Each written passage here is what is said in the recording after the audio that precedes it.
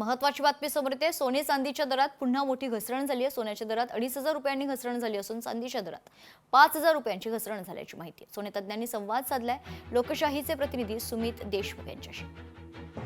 सोने व चांदीच्या दरात सातत्याने चढ उतर होत असतानाचा आपण पाहिलेला आहे। डोनाल्ड ट्रम्प यांनी जेव्हा युद्ध थांबवण्याचे 5 दिवसाचा निर्णय घेतला त्यानंतर सोन्याच्या दरात मोठी वाढ झाली होती।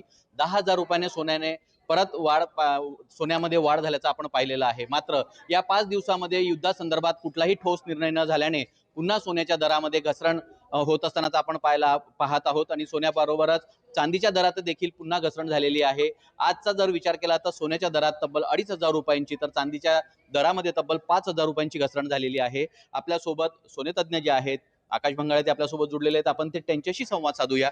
25 दिवसात 1,65,000 वरून 1,35 पर्यंत आलेले, कुठेतरी 30,000 रुपयाने सोन्याचे भाव कमी झाले होते।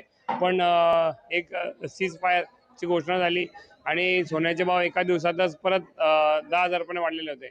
पण कुठेतरी इराणकडनं त्याचं क्लिअर उत्तर नाही मिळाल्यामुळे मार्केटने रिॲक्ट केलं आणि आज परत सोन्याचे भाव 2,500 रुपयांनी कमी झालेले, 1,43,000 रुपयापर्यंत आज सोन्याचा भाव आहे आणि चांदीचा भाव ही 2,35,000 रुपये। आता सोन्याचे जे इतर फंडामेंटल्स आहे खूप स्ट्रॉंग आहे, पण युद्ध जर सुरूच राहिलं तर सोन्याचे भाव जवळजवळ 1,25 पर्यंत याची शक्यता आहे। निश्चितच अशाच पद्धतीने जर युद्ध सुरू राहिलं तर सोन्याचे दर हे जवळपास 1,25,000 पर्यंत येण्याची शक्यता आहे ना। अन्यथा युद्ध जर थांबलं तर सोन्याचे दर हे 1,75च्या वरती जाण्याची शक्यता सोने तज्ञांनी या ठिकाणी वर्तवली आहे। सुमित देशमुख, लोकशाही मराठी, जळगाव। लोकशाही मराठी ऐका, पहा, जागरूक रहा।